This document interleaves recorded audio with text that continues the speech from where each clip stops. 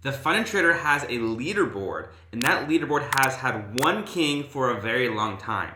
His name is Yousef, and he's made over $100,000 on his real live account with the Fun and Trader. I'm going to be interviewing Yousef, and in this interview, I'm going to be talking about his background, how he made these trades, what his trading strategy is, and his tips for you on how you can be as successful as he is.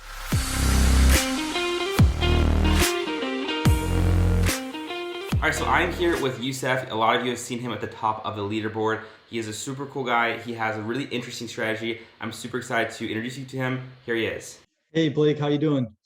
Good, good. Happy to have you here. Can you Thank you. start off by telling us a little bit about your background, mainly your academic background? Yeah, sure. Thank you so much. Yeah, so essentially I studied core finance at the university and I took a handful of classes actually in derivatives and quantitative finance. And all that stuff was mostly theory. And at that time, actually, we were doing most of the modeling in Excel. So you would just do a lot of the structuring, testing, et cetera, and then look at markets, right? And at that time, I started to actively get engaged and looking at market structure, understanding patterns, et cetera. And that's how I got into this.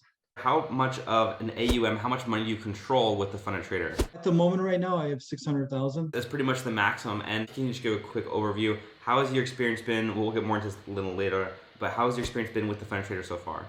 Yeah, it's actually fantastic. The team has been great. Actually, it's been pretty smooth. The program actually offers you a comprehensive time frame to actually beat both the challenges and then get funded quickly. And now, how have you done with your $600,000 account? So far, I had a good run. I would say you win a few, you lose a few, but you just keep on going. And I think that that's the key. Long term, I think at one point I was up 134 and I booked slightly lower than that, but it was still over 100, but it's been a good run. $100,000, $134,000, any of those numbers are absolutely amazing. That's an absolutely huge payout. So that's super awesome to hear. So how originally did you get into equities, and how has that really shaped the way that you trade today? Yeah, actually, so in college, one of my buddies, actually, super bright guy, his name is Cayman. He actually is really into markets. And, we always used to play chess a lot together. So I always asked him questions, et cetera. And, in school, pretty much you make a lot of friends. You're in the same program. So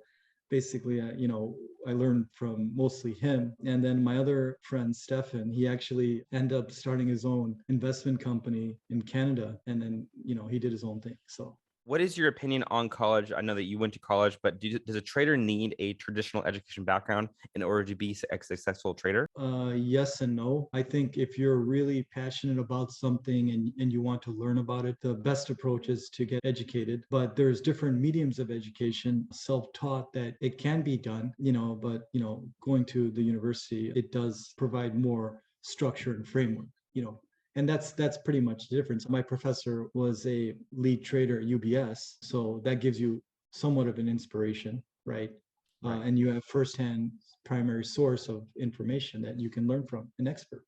So I think that the academic background offers you a perspective as well as an environment to get engaged in. And that's the pro part of it. But if you did it on your own, then that's the more complex part, right? You would have to join a group, et cetera. So it's all relative on your level of understanding.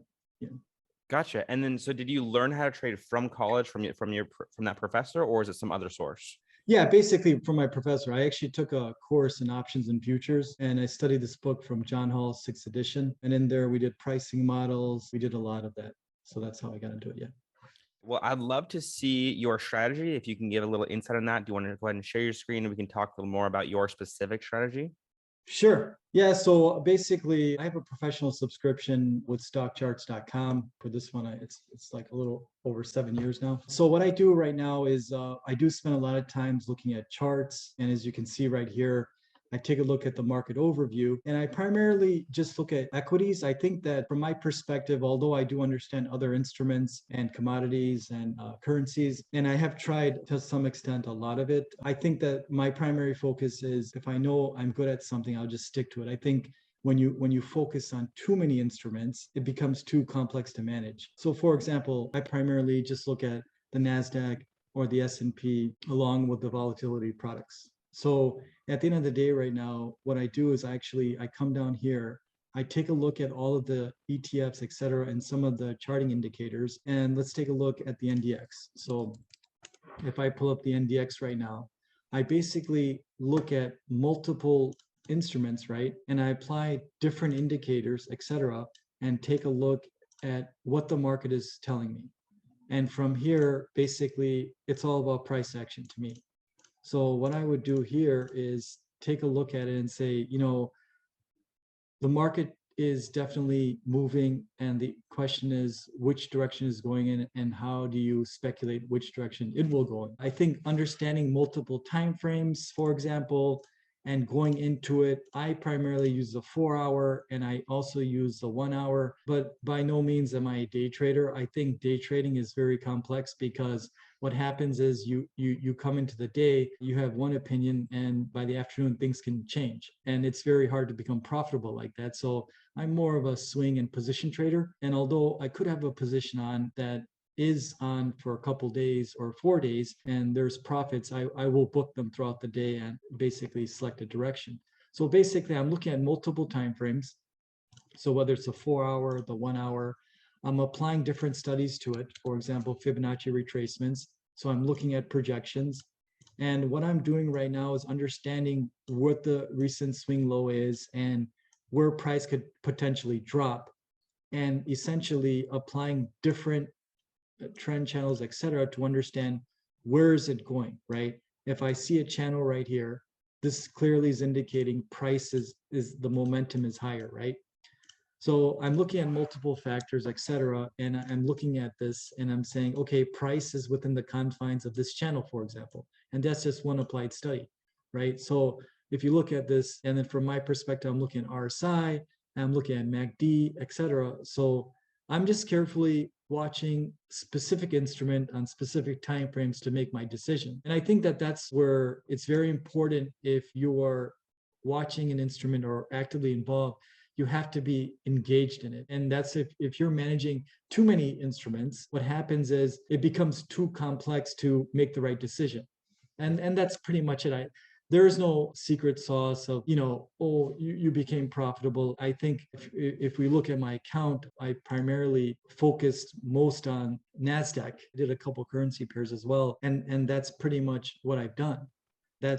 Although I could have looked at other instruments and I saw it, when you get engaged in too many products, you actually can do yourself more harm, right? So if you basically look at, for example, S&P, right? It's essentially gone nowhere for the last 4 days, right? So if you're into multiple products and one product is not working out, then you've actually changed your attention and then you make the wrong decision. So I think it's very important to be selective on which instruments to trade on and to narrow your focus on that. And that's pretty much it. Although I could have gotten involved Bitcoin and I did see it, the reality is by the time the move happened, it's too late. And then when you want to get in, you make the wrong decision. But basically, buy low, sell high, and in some cases buy high, sell higher, right? So, Right. this is a fantastic bull market. It's the greatest bull market right now in the textbooks, and that's pretty much it. Before the interview, we are talking a lot about not giving up. And I feel like what you just mentioned kind of ties in with that. Why is not giving up so important, especially when it comes to trading? Yeah, so the reality right now is that you have to be persistent and you have to be willing to go through the ups and downs. You're not always going to win. And, I've had a lot of good runs and I've given some back, and it's okay, right? There's no such thing as a perfect trader. And giving up, I think, you should give it a couple tries, okay? And if it doesn't stick, it's okay. At least you tried. And that's the reality, just like anything you do, right? The grass is always going to be green on the other side. Whatever field you select, whether it's medicine, law, engineering, right? You tried certain things, and if you didn't like it, then you tried something else. So I think it's more important of understanding that there is significant opportunity if you understand different financial instruments for longer term perspective. And you have to have the long-term view. In my experience, if you're short-sighted and you're looking at profits up front and you set expectations, then you're only letting yourself down, because that really shouldn't be the goal. Your goal should be, 2-3 years out, what you want to see, right? I mean, there is no shortcut to making profits. Right. consistently. And, that's the difference, right? I mean, you can go get a lotto ticket with certain options, and if it doesn't work out, they expire worthless. And that's one thing as well, too, is before I got into futures, et cetera, I did options very extensively, primarily in US markets, both long calls and, short puts, et cetera. And, it's been quite challenging because options are very, very complex. There's too many variables. You have to sit through the trade, and you just don't know if you got the exact price because there's too many components, and then you have expiration, right? So I think it's because of that I was able to take what I learned in that environment and apply it to the futures market, and then basically understand what my mistakes were from that trading experience. And although I did have a really good run with options, I think that that was the key. So, again, like university, did the whole core finance, and then did options heavy, and then got into futures, and then did currencies. And then I said, you know what, I think I understand certain things to a certain level, and let me just give it a shot, and end up working out. And I think that that's the difference. I mean, sure, you could do different currency pairs and look at different perspectives, but the reality is the currency market, especially the Euro USD, is very complex, and those are very long-term trends. Gotcha. So shifting gears back over to the prop firms and even more specifically the funded trader, how does it feel to be on the top of the leaderboard and to be the king of the fund trader? Oh yeah, it's actually fantastic. I think it's good competition within the group. There's a lot of talent out there. I slipped a little bit this week, and it's okay, right? I mean, you're not always going to be number one, and there's just a lot of talent out there. It just keeps you inspired. I think it's important to have good trading community and have this level of commitment, and it's fun. Yeah.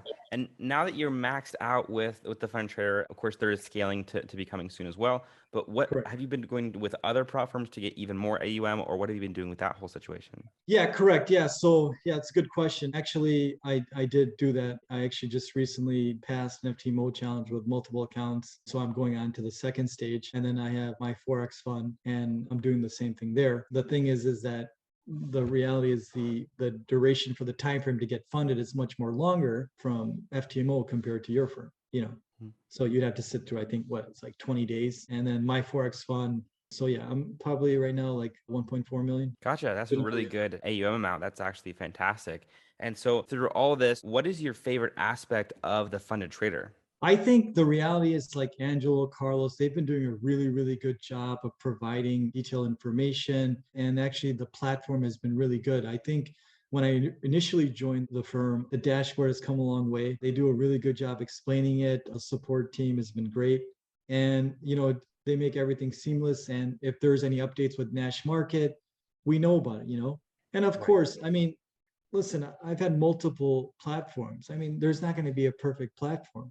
There's going to be periods of market volatility, et cetera, that stress the framework. That's with all of these instruments. I mean, heck, if you open up the news and look, Robinhood has been out multiple times on like the worst days. Yep. You know, so I mean, these are all common things in the industry, and I think that they're working towards stabilizing it. But that's the business, right? So overall, there's been a lot of talk about like a holy grail or some sort of secret sauce. Do you feel like that's a relevant topic for traders, or do you think that's something that's really just more of a myth? Yeah, I think that's more of a myth. I mean, you have to put in the time, right? I mean, just like anything, you prepare for a final exam or a test, you got to study.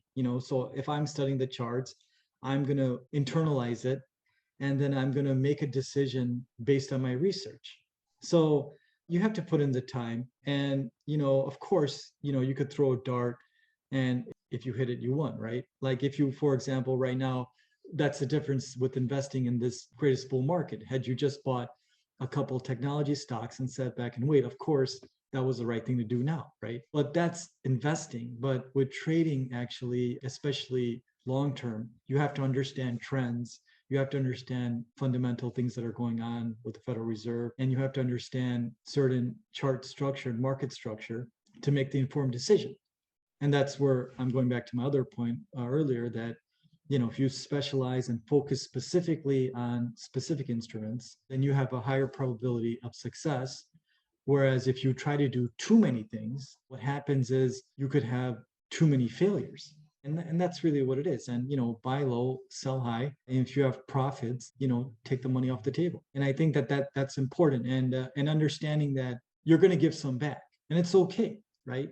that's just the nature of this business, you know. Yeah, well, you've been so successful. I absolutely commend you for all your achievements that you've done. You made over $100,000 on a funded account. That's a lot of people's dreams. So absolutely congratulations for that. Thank you so much. It, yeah, of course. Is there anything that you plan on doing with all this money, or are you saving up for anything? Just anything fun that you're gonna do with your big payout? I mean, yeah, just, pay off some bills, maybe go on a trip, etc. But I'm really not materialistic actually. So, I just pay off some bills and, it just feels good to have some capital. And then maybe obviously put some capital back into significant investments, but not right now. I think I'm going to reevaluate the plane and select different times to invest. You should never be in a rush to invest. Right. True. That's what Yeah, well, you definitely seem like you're a very smart person. You know what you're talking about, and I absolutely have loved interviewing you. So thank you so much for coming on. Do you have any final words before we close out? Yeah, thank you so much, Blake and team. I think the Funded Trader has allowed for me to apply a lot of my learnings. And if you have the commitment, the Funded Trader is the place to be. Well said. Couldn't say it better myself. So thank you so much for coming on, and I'll hope to see you again. Thank you so much. Bye. Thanks so much for making it in the video. Huge shout out to Yousef. Great job on making so much money on your account. I wish you the success going forward, and I want to see you scale that account even higher. Hopefully get to a whole year with your account. That'd be absolutely amazing. Let me know in the comments below if you guys want to see Yousef come back on and explain even more about his strategy or anything other questions you have. Let me know in the comments below. He might be answering some down there as well. If you think you're about ready to get started with the Funded Trader, you can either check out the link in the description below, or if you want to see one more video before you do that, check out the latest updates on the Funded Trader with this video right here. Thanks so much for watching, and I'll see you guys in the next video.